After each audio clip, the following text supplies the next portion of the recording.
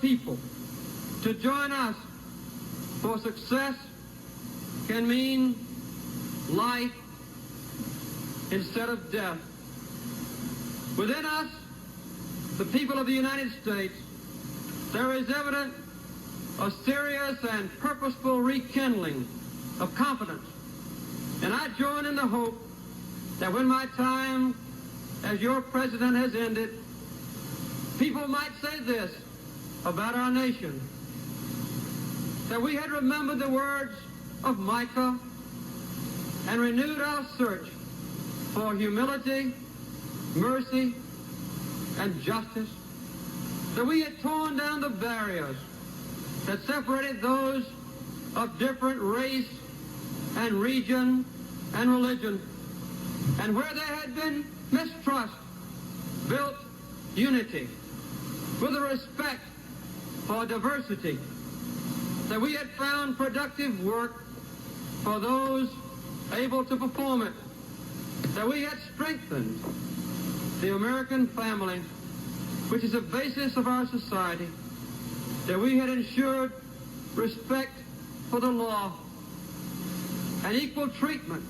under the law for the weak and the powerful, for the rich and the poor, and that we had enabled our people to be proud of their own government once again.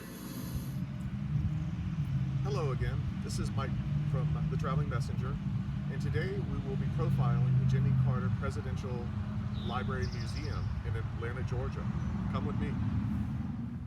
Located in the heart of Atlanta, the Jimmy Carter Library and Presidential Museum is open daily, Monday through Saturday.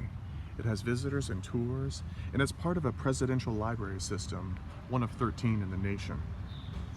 It's easily accessible in Atlanta off of Freedom Parkway, and the grounds encompasses 32 acres of a library, a museum, an archive, as well as a Japanese Zen garden. The Jimmy Carter Presidential Library and Museum hosts frequent events and tours and is very inexpensive to visit. Here we see the flags representing the 50 states of the nation, a garden, the entrance, as well as Old Glory. Here's the parking and sheltered entrance to the Carter Presidential Library Center. You can see the landscaping, terrace landscaping, and reflecting pools below.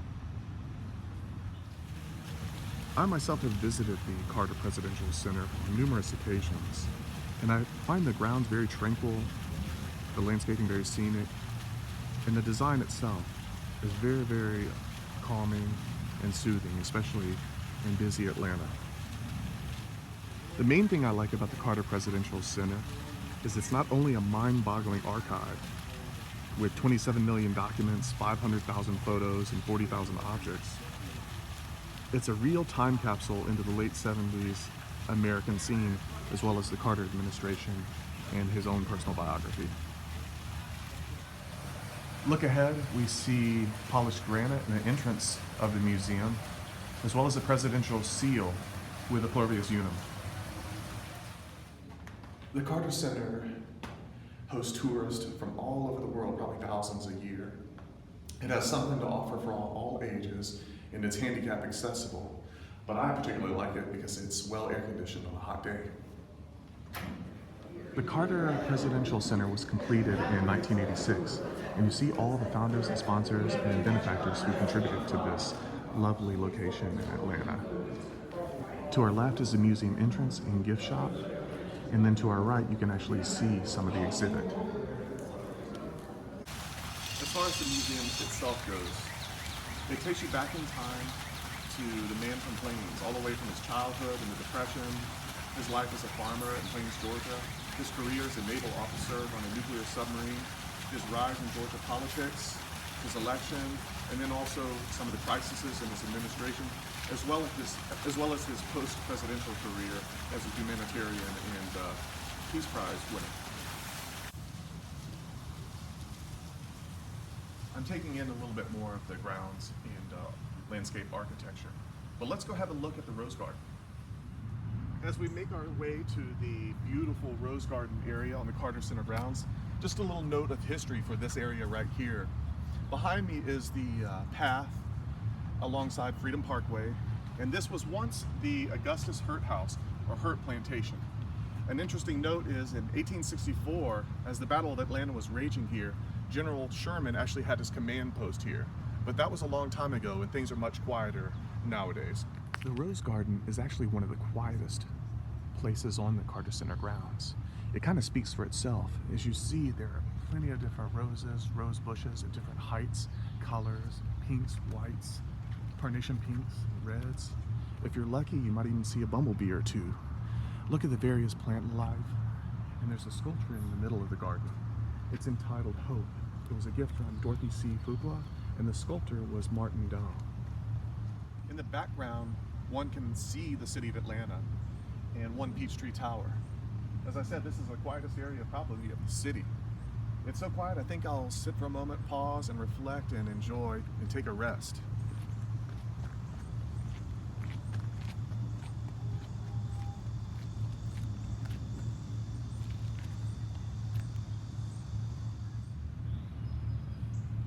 Before us is the entrance to the research library, an archive of the presidential library system.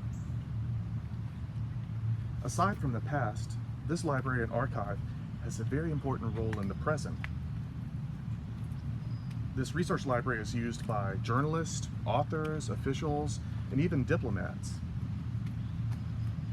It's a center where people help resolve conflicts, study and work for election monitoring, work for the prevention of diseases, and the uplifting of human rights. Here's the futuristic entrance. Aside from the important work that's done in the research library and the millions of documents that it holds, I like to look at the library from the rear view, as it's futuristic and built and designed well into the ground here and in the hillside. As I said, the Carter Center grounds encompasses 32 acres. This is the lower backside of the Carter Center grounds. We can see acres of green grass, well-maintained, manicured bushes. This is a rear view of the research library housing millions of documents. I used to come here a lot and reflect on some of the courageous and moral stands that Mr. Carter used to take during his presidency. Mr. Carter himself was a great lover and is a great lover of nature, the environment, and conservation. And it really shows in the choice of architecture and landscape design on the Carter Center grounds. This is the lower pond in front of us. It's sometimes stocked with bass as well as catfish. Mr. Carter comes out here and fishes on occasion, and I myself have been here too. Let's soak it all in, and if we're lucky, we might even see some wild geese taking refuge in the pond. I think we're in luck. There are 3 geese over there. I'm not sure that's quite a gaggle of geese. Before we make our way up to the upper pond, in Koi Pond, let's have a look here of the Japanese Zen garden and waterfall. The landscape design was designed by the famous Japanese gardener Kensaku Nakane. It's Mike again. Before we move on to the upper catfish pond and the koi pond, let's take in the Japanese Zen garden like it was meant to be taken in right here at this scenic vantage point. Isn't that nice? This, ladies and gentlemen, is a real gaggle of geese. We finally made our way up to the upper fish pond, which I call the catfish pond, because there are numerous large catfish inside of it. And we see some geese, a family of geese over there swimming. Along the wall to our right is the restaurant on the Carter Center grounds, and that's used for major events. And accessible to the restaurant area is the Japanese koi pond, which is very, very beautiful if you've ever seen koi. They almost look like orange and white kimono gowns on the fish. As the traveling messenger concludes its visit to the Carter Presidential Center, we pay one last pit stop to a sculpture, a virtual work of art called Sightless Among Miracles. Sightless Among Miracles displays a young boy leading an old man who's blind with a stick. And this shows a triumph, a humanitarian triumph of Mr. Carter to eradicate guinea worms river blindness. It used to affect West Africa greatly, and now it's been almost 99% eradicated. I think last count was 25 cases in the world. But it just shows you what one man with vision can do.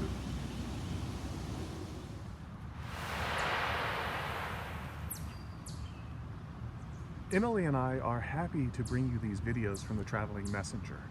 If you like what you see, we invite you to please share, like, and subscribe.